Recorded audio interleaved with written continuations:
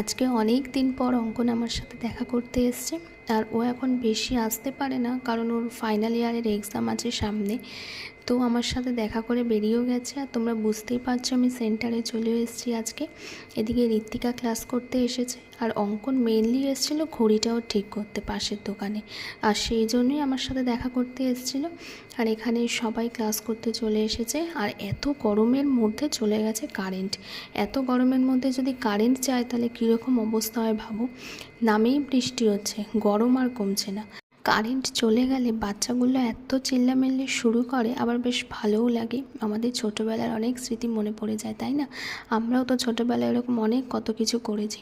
তো আমি ক্লাস করিয়ে বেরিয়েও পড়েছি। আর বাড়িতে গিয়ে তো আমি পুরো সারপ্রাইজড হয়ে গেছি, কারণ মা আমার জন্য আমার ফেভারিট ভাত ভাজা রান্না করেছে।